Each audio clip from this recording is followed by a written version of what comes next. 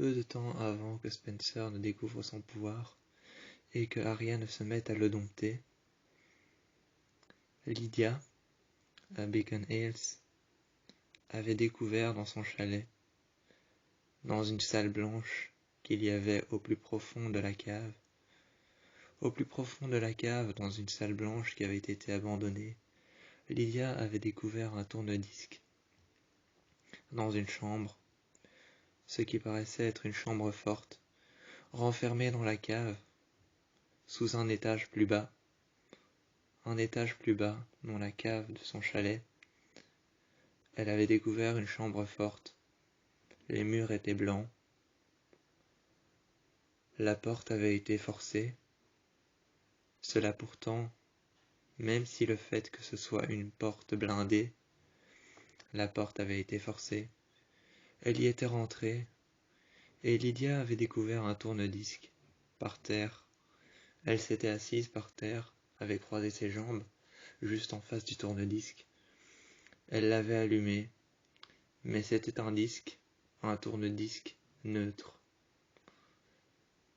Il n'y avait aucun son, aucune symphonie, aucun mot.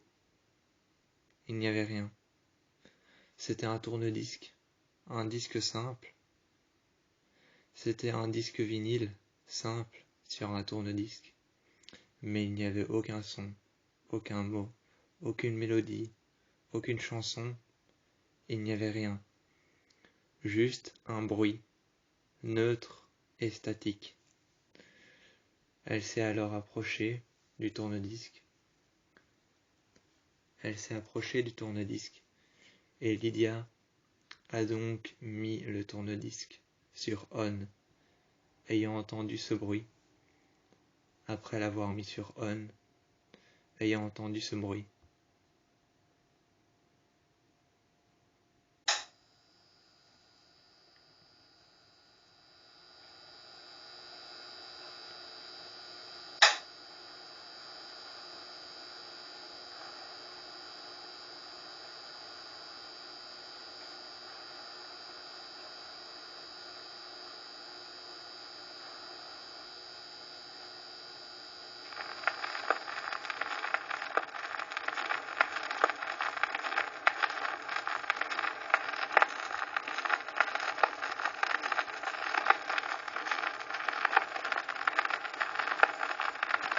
Quand on se retrouve en face d'un tourne-disque pareil, quand on se retrouve en face d'un son, d'un bruit, quand on est dans un lieu qu'on ne connaît pas, en face d'un son pareil,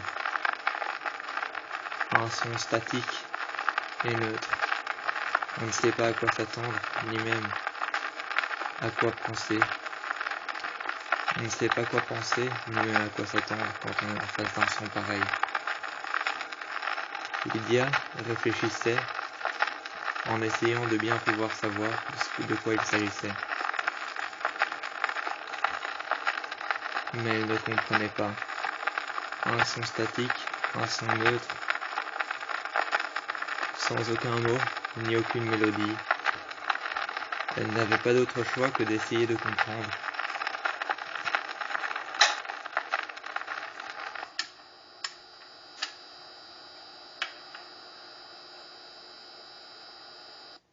Mais elle l'avait arrêté depuis bien longtemps. Ça faisait depuis bien longtemps qu'elle l'avait arrêté.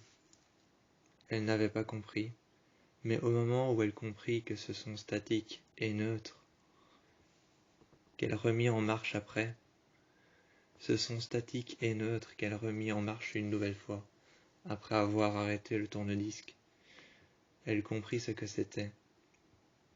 Mais cela n'était qu'un avertissement, plus terrifiant que tous les autres qu'elle avait eus.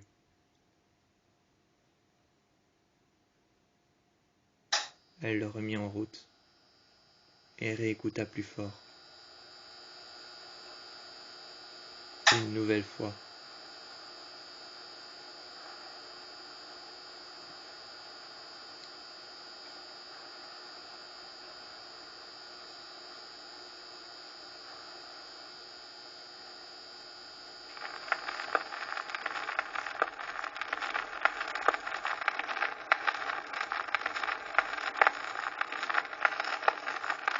Pouvons-nous imaginer qu'un disque vinyle à 25 tours ne puisse que faire écouter et ne puisse que faire part d'une seule bande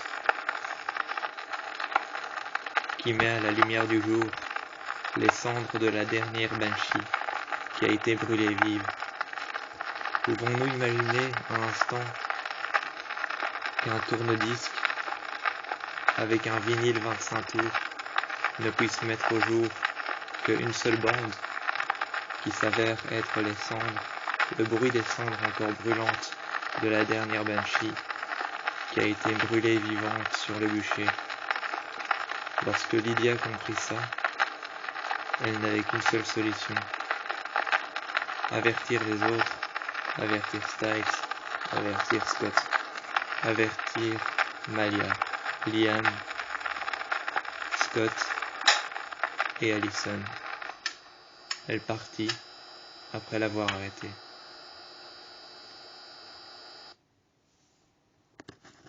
Mais c'est seulement plus tard, dans la forêt, qu'elle vit la personne qui avait été brûlée sur le bûcher.